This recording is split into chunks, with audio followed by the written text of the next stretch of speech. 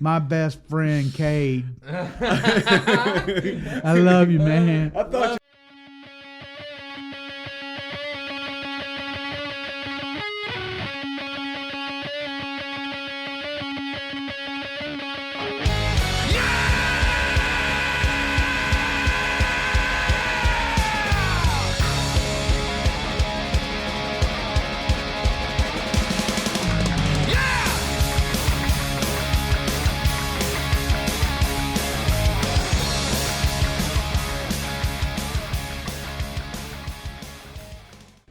Hey guys, welcome to Intoxicated Logic Talks. I'm your host, So True, and with me is my pops.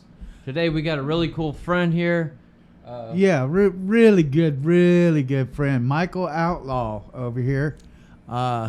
Michael, it's good to have you on the show. Yes. And this is going to be a good show. glad to be here. Glad to be here. And let's show him this drum right here, Ben. This is some of his products right here. You guys see this drum right here? This thing is just a badass drum. Yes.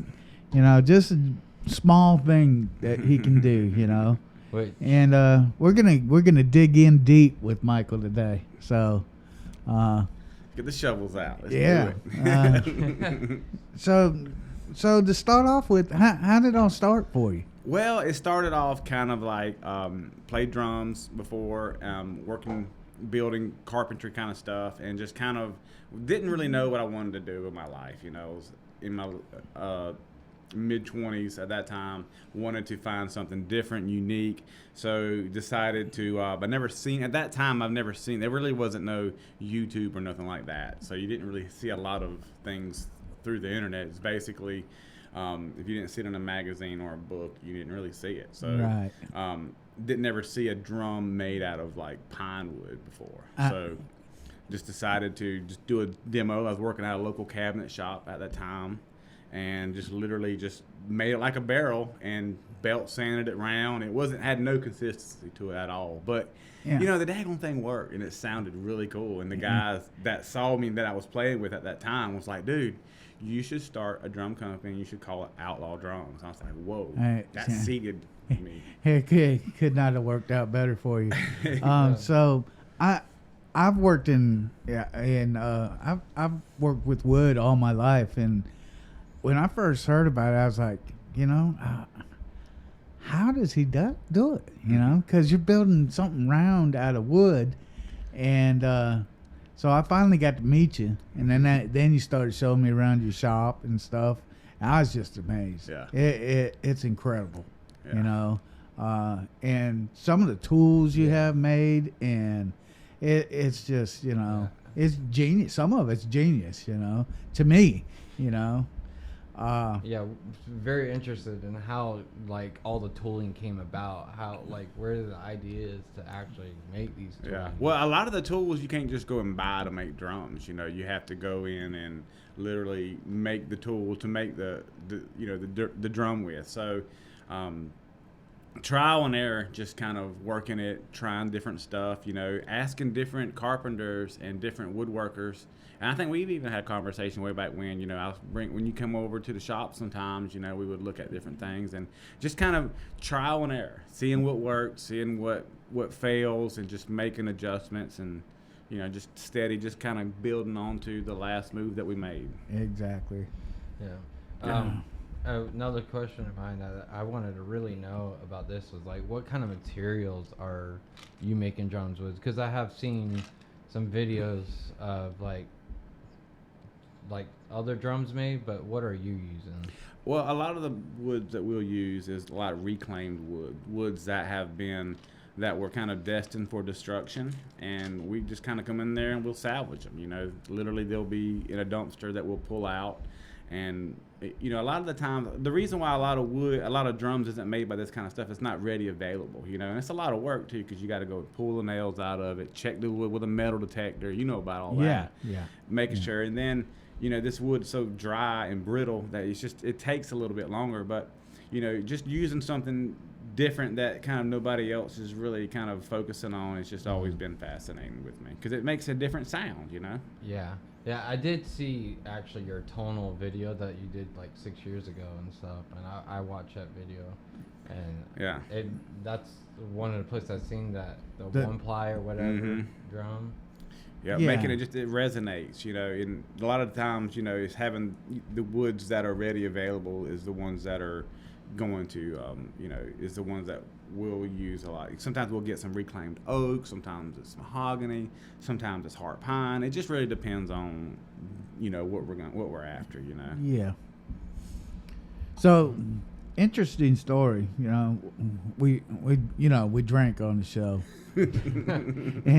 and we started off.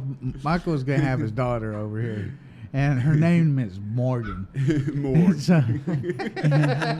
And so he said, I asked him what he wanted to drink, and he said anything's fine. Morgan's fun. And so I was like, okay, we're gonna drink Captain Morgan's tonight, you know. So, and actually, it was a good choice, by the way. It's actually a really good choice. It tastes really good. Yeah, Morgan was supposed to be on the show, but she had to work. Yeah. So we was kind of, you know, I've never met her, so I was kind of excited to try to meet her, but you know, we'll catch her soon. Yeah, we'll definitely do it. Yeah, definitely do it. At least she got her name mentioned on the show, you know. She's going to a huge music festival like in the next couple of weeks. Got tickets and everything. I think a lot of big bands are going to be playing out there. Post Malone. Oh. A lot of really cool bands are going to be out there playing. So, Post Malone, that dude is awesome. Post Malone is amazing. I would love to see Post. He, you know, during the pandemic, he did some videos of him doing some other people's stuff. Yeah. You know, it was incredible, man. The guy is a good musician. He is. You know, so, you know, it's funny because now we're into one of our sections of our normal podcast because we always talk about a musician. So that's a good one to talk about. Yeah, you Post know? Malone's absolutely amazing. You know, But I like him a lot. Where's this festival? It's in Florida. I'm not exactly where. Morgan was going to talk about it. Oh, today. okay. She had all the info about it. Okay. Well, and I was just like, you know, they're all over the place. Where's that little barking dog at? Foxy, come here. You want to get on the podcast? Oh, he's so cute. She's all, Yeah. Anyway. Dogs are crazy. Man. Yeah, we got one too many. One too many? Yeah. Like more like 5 too many. Yeah, well. Yeah. Yeah. I know. That's crazy. Yeah. So all right. Michael's a dog lover too. Yeah. So. I am. Oh yeah, I know. I met your dogs over there when we did your podcast. Yep. My question. So going back on topic over here, this little tapping dog. You're good. She's a tap dancer, I guess now. Where do you get your inspirations for your drums? A lot of the inspirations they'll come from I'll either just like in the middle of the night I'll think of something randomly, or I'll see something that kind of sparks like an interest and I'll just archive it and come back to it later. Or YouTube. Sometimes I'll get an inspiration on YouTube. And a lot of times, just, you know, scrolling through Instagram or something, I'll see something. It's like, you know, I hadn't done that yet. I hadn't done something like that before. And I'm always kind of intrigued on trying to do something different and something unique that maybe calls a different sound, you know, because anytime you add any kind of mass to it, people don't realize, but anytime you add mass to a drum, anything you add to it, it almost kind of restricts it from vibrating, because that's all you hear. It's the vibration. And if you got mass onto a drum, more mass or less mass, it's going to affect it differently. It's going to sound different. Not to say one's, you know, worse than the other, but it's going to add something different to it. You know, just like that bottle cap drum that we just did on that giveaway. Oh, I got to tell you about that. Oh, yeah. Tell us about the giveaway. Yeah, that's really cool. And so having all that mass attached to that shell made the drum actually become a lot kind of muted. Oh, yeah. More, where a lot of times, you know, we got to add different things to a drum to mute it. Where adding mass to it, you know. Yeah, and muffled it. It definitely has body and bite to it, you know. And it don't hold back, you know. It was a giveaway. Yeah. So that's cool. It's such a cool looking drum. I was hoping you'd bring it along with you. I should have brought it along tonight. I really Yeah. should have. I could show you a picture of it. Yeah. So, we but- could throw up a picture up Yeah. on the screen. You're talking about the mass of the drum. So we put this drum here on the table, and then I was like, I tried to play it, and it sounds cool as anything, just sitting on the table. Yeah, it sounds more like a marching band drum You right know? now on the table. So and just sitting flat on the table, But I never even, hell, if you really wanted a muted drum, set it on something solid, Yeah, right. That's Uh, right. But this music contest was so much fun to do. We literally went and we had a total of 40 bands, almost 40, or 39, that submitted. I didn't realize, but a lot of people are really nervous about submitting their original music because they don't want people to hear it. They want to make it, but when it Yeah. really comes down to them exposing it and letting people hear it, they're a Yeah. little bit more reserved and they want to talk about. It's incredible how much original music is out there too. Yeah. I mean, it is just blows my mind the people that are out there writing music, Mhm. and they never even get out and play. Yeah. They'll never even leave their bedroom. Yeah. Yeah.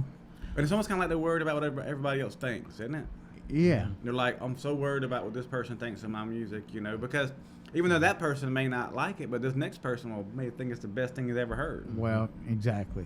And I didn't think my little soundtrack I made was that good, and all of a sudden I'm getting all kinds of credit for it. So, yeah. I mean, that's one thing. Yeah, Um, I love creating original music. It's one of them things where when you create original music, you can just like chip off a piece of kind of how you are feeling and expressing it in an audio form. Yeah. Or no Yeah. no voice or no just and it's really cool. Like if I try to create music and I'm feeling a little bit sad or a little down, the music will kind of be that way. And if I'm Yeah. feeling a little bit upbeat and I play, it'll reflect that. Yeah. So it's kind of a reflection. Just Yeah. make it whatever mood you're in. Just go ahead and make some music. Yeah. What makes a Definitely. wonderful artist Yeah. is to be able to turn that reflection on and off, Yep. and and writing music it helps you be able to turn that on and off. It does. Some bands, all their music, everything they do is downer. Yep. It's great music, Yeah. but it's always down. Yep. Some bands are always happy and chipper, Yep. So that's just the way they are. Yeah. Yeah. So do you have any pet peeves to like when it comes to drum building here? Anything that really bothers you or Like- something? Yeah, well, like a pet peeve when it comes to like something I don't like about like other builders or for say like myself. Like pet peeves being like I got a bunch of pet peeves. I definitely do. One of the pet peeves is I like to be able to have if I'm working in the shop, I want to be able to have all my stuff together at one time. I don't want to be running around scrambling for everything. I definitely like being organized when it comes to that kind of stuff and just kind of knowing what I'm going to do next. Sometimes when I go to start a build, if I'm having to scramble and trying to find parts to use, it just kind of makes it feel a little bit unnatural, and sometimes it is able to show up in the finished product too. But what I want to touch about that contest, that giveaway. So it was 39 bands. One of the guys won the song, and they're Nashville. Their production company is in Nashville, and I thought it was really cool because we're gonna actually do like a music video and all that kind of stuff with it, and it's gonna be really really cool. We're gonna come down and meet the guys, and they're gonna come pick up the drum themselves. Yeah, because they that's won. cool. They won. It was a daddy song. Oh. Really? Yeah, it was a daddy song, and it was really good. They had a lot of good bands that was playing this stuff, and some of them songs were really, really good. That's cool. So I'd like to introduce everybody out there in YouTube land to Foxy. She's being really, really aggravating, and sometimes she's just relentless. But you need to go lay down, girl. Okay, we're trying to have a podcast here. Yes. And so I wanted to ask you, this is a father-son podcast. Mm-hmm. Tell us a little bit about your dad, you know.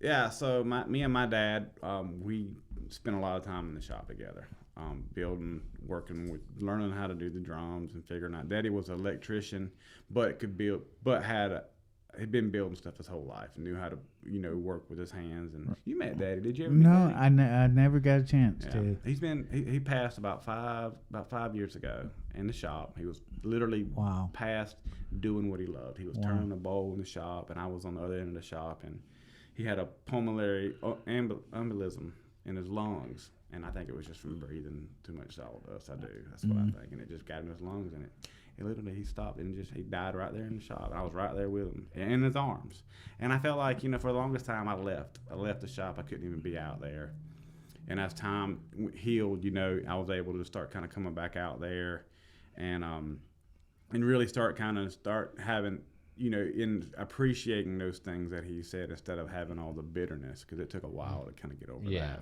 Yeah. And I just value the time that we spent together. I love him to death, and he's definitely a huge inspiration of where we are today with the drums and who I am too. He's Buck Outlaw.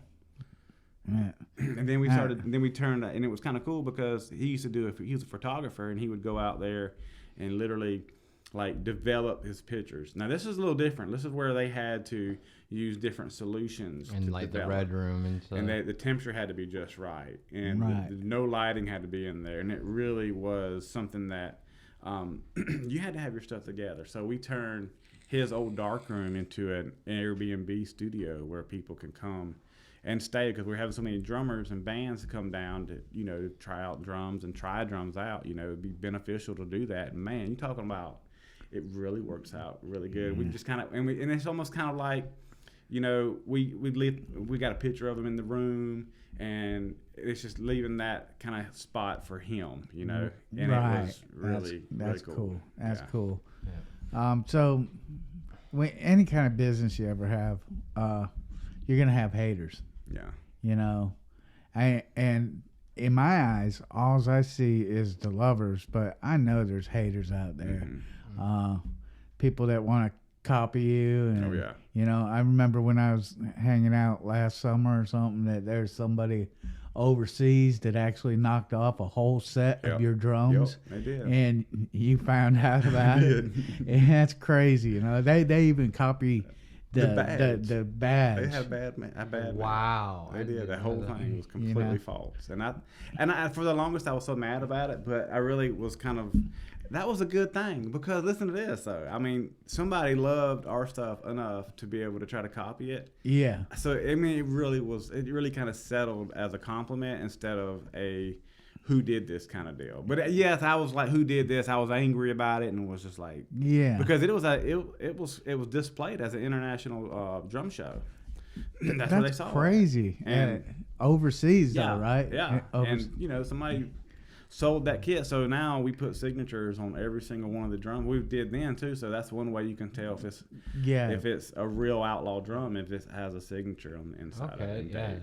Because I write real sloppy, and I can tell if it's my signature hasn't progressed too much since third grade. Mine's gotten worse and worse, especially in the last 10 years. Mine's pretty good. I mean, it's just like, what is that? Chicken scratch for sure. But I got what would you say is like your most important process of building these drums? The most important process, I would say, is a climate controlled area. After the drums are made, keeping them climate controlled and keeping everything to where, how, Brian, this, how wood is affected with different especially here in South Georgia. South Georgia is the worst place in the world to build drums at. It is, because it's just so wet here. And when we ship out drums, over in, out west, where it's real dry, or it's just, it affects that wood there, it dries it up. Yeah, I build furniture myself, like tabletops. Like I did this tabletop.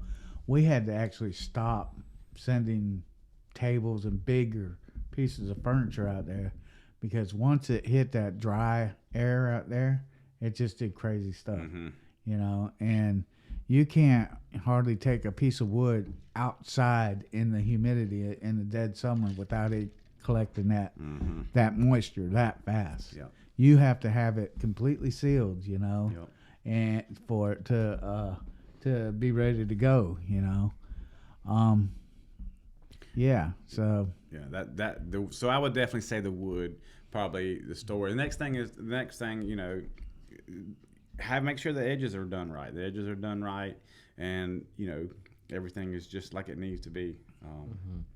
You know, a lot of time goes into it for sure. You know, especially you've done a lot of experimenting with the edges, haven't you? a lot of experimenting. You know, Probably too much experimenting. I don't know if there's a thing of too much, but So you guys, Michael or Outlaw Drums, Michael Outlaw here, the man, but Outlaw Drums it is a big company. You guys look them up on outlaw.com. What is it? Outlawdrums.com. Yeah. Check it out. We'll throw up a link in the. He's had drums. He's had Guitar Center selling drums. I believe they still have some of your drums for sale. Yeah. You Guitar, know, musician's friend. you can find them everywhere. Reverb, you know, they're a really high quality product. Yeah, I love playing this drum. Yeah. This one on the table is like my favorite snare. This is Curly Pine. Curly Pine, dude. Yeah, this Curly Pine. Yeah. Yeah. It's and really, what's crazy about it, it takes 100 years that amber color to turn that color. Because when that's cut, it's actually kind of a yellowish color. Yeah, yeah. And it just ages and turns more yellow and redder, and it's just like, I don't know. Curly, that wood right there is probably 300 years old. Easily. You know. Easily. So yeah. But So where do you see Outlaw Drums going, like in the future? In the future, I see Outlaw Drums just, you know, continuing making really nice, one-of-a-kind, handcrafted, unique pieces. Almost kind of like, you know, you got different types of furniture, you know, that are the drums are kind of be like that, you know. Not so much on the lines of every drum's going to be like this, more on the lines of when you see an Outlaw drum, you might be seeing the only one like it. Right. Very so making exclusive. the one of kind. One of a kind stuff. Yeah. And stuff that really means something. You know, somebody really wants something special, unique sizes, you know, because we can make sizes from anywhere from a 10-inch all the way to a 26-inch solid wood, segmented or stave style construction. And so, you know, those things right there, I feel like is the is where we'll probably end up being at, you know, in the future. That's good stuff. That originality is just. Yeah, I like original. I like things being original. I maybe being a little bit too original, obsessed with it, but making something that's unique, something different that nobody has seen before. Even the types of wood, you know, because they wasn't nobody making no drums out of pine. You didn't hear that stuff, and why wouldn't everybody? Was kind of scared to do it. I just did it just to see how it would sound, and believe it or not, pine has a real nice warm tone to it. It's a softer wood, so it's gonna kind of absorb a lot of those natural overtones that the harder woods kind of project. You know, where if it's harder, it's gonna vibrate more. So, and it works out sometimes. You want to kind of hold back a lot of that sustain, and that pine naturally does it. So are you able to, like, if someone describes what they want their drums to sound like, can you just like know what type of wood you want to use for it? Kinda, you know, I can get it close. You know, a lot of it's going to be drum heads, a lot of it's going to be your edges. Wood type, you know, definitely affects overall tone. But people will be amazed, like, how you can really make your drum sound amazing just by putting good heads on it, changing the wires on it, and just setting it up properly.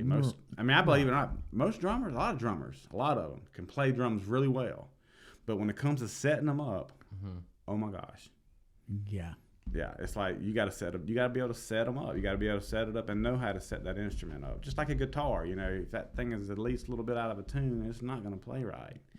And the drum is the same way. If those wires are too tight, the drum's gonna be choked. There's a fine line between, but if it's not tight enough, it's gonna rattle so much too. Yeah.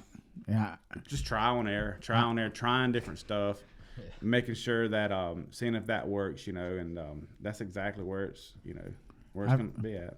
I've seen some drummers obsessed with the sounds of their drums and just obsessed too much. I mean, just even during the show, even just sit there back there every set trying to do something to make it. Someone we know always tuning a drum. Oh, I don't know. I'm not going there. My buddy over here got me in trouble. I gotta ask you about that. So what happened there, man? What happened? So a couple weeks ago, me and Ben were on Michael Outlaw's podcast, and he grilled me on drummers. What I liked about drums, different things about drums. Well, I'm in two different bands, Karma's Child and 95, and an acoustic player and an electronic player. Well, I called out my best friend Cade. I love you, man. I thought you, man. but he plays electronic drums, and I just, I might have rubbed him the wrong way, and I'm not gonna do that no more. Instead of doing a mic drop, do a drumstick drop. Cade, man, them drums are good.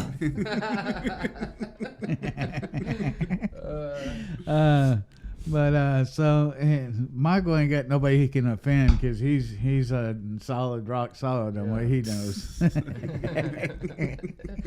But that's good stuff. I knew. I after I said that, I was like, "Oh my God, I'm gonna put Brian in a weird spot." Yeah, and it definitely did. Luckily, he got mad at me too. I'm like, I didn't even say it. Luckily, my other drummer may not ever watch that, so he won't get upset at me. I know. Sometimes I'll do a video like that, and I just won't share it just because of the fact I know that they're gonna see it. So I'm definitely not sharing because I was talking about you. Well, I don't think we're gonna hold anything back. We're just gonna let it fly. Let it fly. Yes. Anyways, it's been really good having you on the podcast and stuff. I'm more than happy to have you as our first guest. Yes. And stuff. So. I like what y'all do, man. It's like my thing is, you get a group of people that are passionate and love the craft of music and just the aspect of bringing people together, community. Mm-hmm. That inspires me right there. That inspires me, and however I can do to help that. Yeah. Okay. Yeah. Like I said, though, we'll throw up your website and everything in the description so that people can definitely check out Not your that drums. It'll help you, but once you start sharing it, it'll help us. Yeah. You help me, I help you. I scratch your back, you scratch my back. But, so. Yes. But anyways, you guys have a good time. Yes, thank you. Hey guys, thanks for watching. There's a subscribe button at the bottom of the page there. Please hit it. And please check out Michael Outlaw's website, outlawdrums.com. Yep. Yes. And we will see you next week.